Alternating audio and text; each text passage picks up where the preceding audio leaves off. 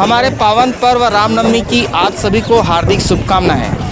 नमस्कार दोस्तों, मैं ओम प्रकाश अवसर। हम मौजूद हैं, ये जो गांव है ये है गांव असोगा, तहसील पाटन, जिला दुर्ग, छत्तीसगढ़। और यहाँ जमारा देखने, मतलब जमारे का विसर्जन देखने लोग दूर दूर से आते हैं और बहुत भीड़ रहती है इस गांव पे। और इस गांव के जमारा विसर्जन में क्या खासियत है, हमारे साथ एक भाई साहब है, उनसे पूछते हैं और जमारा विसर्जन भी हम आपको दिखाएंगे। नमस्कार सर। नमस्कार। क्या नाम है सर? मेरा नाम गुमान साहू है। और इसमें क्या खासियत है? हमारे गांव की बहुत बड़ी खासियत है जमारा विसर्जन की, कि यहाँ के जो पुराना जो भैया है, पंडा जो भैया बोलते, वो कड़ी दोपहर में ही जमारा निकालते। और दूसरा खासियत ये बताते हो, देखे मिलते आज भी, कि घर से जब जोत निकलते तो माता मन ओला जोत ला हाथ नहीं लगाए, ओली में जो नरियर बंधा थे ओला निकाल के खेलत और नाचत कूदत ही ठंडा विसर्जन होते हैं। पकड़ते नहीं है, ये हमारे यहाँ की खासियत है और ये बहुत प्राचीन खासियत है। वो आज भी देखने को मिलता है। और जिस देखने के लिए देखे पर तो बहुत दूर दूर के आदमी आते। अब आज भी देखे मिला था कि बहुत दूर दूर से आदमी आए हैं, बहुत ज़्यादा सैकड़ों महफिल में, बहुत ज़्यादा। यहाँ कमर से खासियत है हमारे गाँव के। हाँ। तो ये अब बैगा जी अभी हैं कि नहीं है? ये जो पुराना भैया जी सियानो मतलब तो चल रहे हैं, ओकर जो लड़के ओकरे वंशज मन ही संभाले है, वही मन संभाल के भी तक चलते है। और इसको कहते हैं इस गांव में बाड़ाखोर, है ना? बाड़ाखोर बोलते हैं। और हमारे गांव के हृदय स्थल है। हाँ। बाड़ाखोर, यहाँ जितने भी कार्यक्रम होते वो यही होना रहते हैं। और बाड़ाखोर से तालाब तक जमारा ऐसे बिना पकड़े, हाँ, बिना पकड़े ही जाही और दौड़ते हुए निकलते। ये खूबी है इसका, है ना? हाँ जी। ठीक है, तो चलिए दोस्तों देखते हैं कि जमारा किस तरीके से यहाँ पे बगैर हाथ पकड़े चलता है, वो हम आपको दिखाते हैं। ये गांव असोगा है।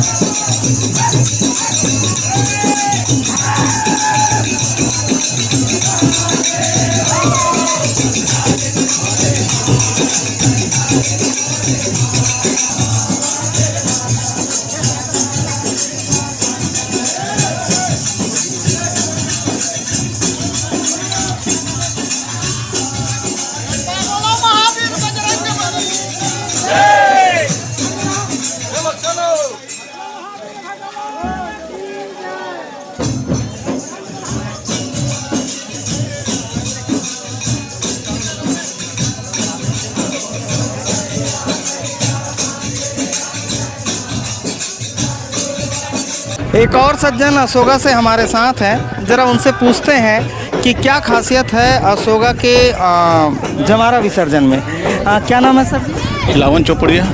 और क्या खासियत है अशोका के जमारा विसर्जन? चूँकि ये कहा जाता है कि आस्था का प्रतीक हो छत्तीसगढ़, है ना, उसमें से एक अशोका ग्राम है जहाँ विसर्जन के दिन गांव के ही नहीं अपितु आसपास के गांव के लोग भी आते हैं। और यहाँ ऐसा हमारे बड़े बुजुर्गों का सहयोग रहता है कि जो शुरुआत में जोत वाली जो सर में लिए रहते हैं, है ना, उठाए रहते हैं, वो ऐसा वक्त आता है कि खुला छोड़कर भी दौड़ते हैं।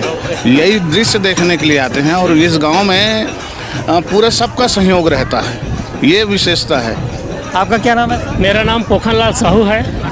मेरे यहाँ खुद है, मेरे चाचा के यहाँ गोपीराम साहू। मेरे गांव की विशेषता ये है कि यहाँ जोत को खुला बिल्कुल छोड़ देते हैं और दौड़ाते हैं बैगा। आज तक ये बुझा नहीं है जोत यहाँ पर, आपको आंधी तूफान में भी बुझता नहीं है। ये गांव अशोका का विशेषता है।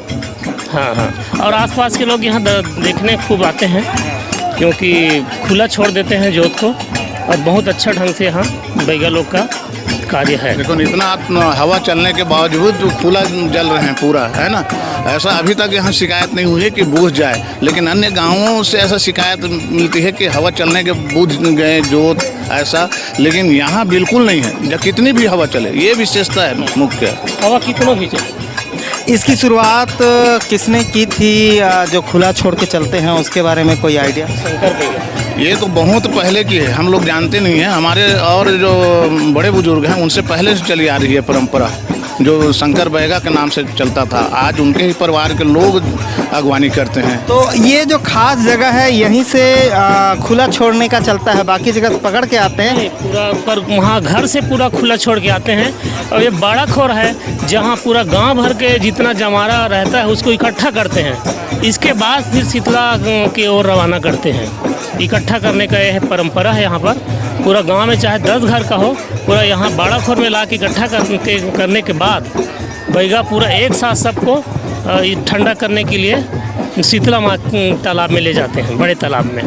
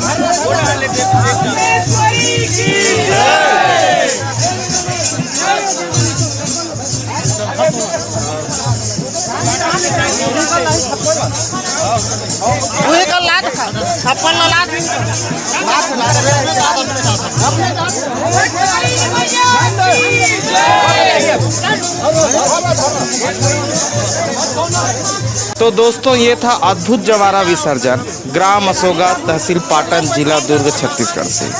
और हमारे पुरखा देवताओं का ये चमत्कार है जो आप देख रहे थे। तो हमारे सभी पुरखा देवताओं को सादर नमन के साथ मैं ओम प्रकाश अवसर।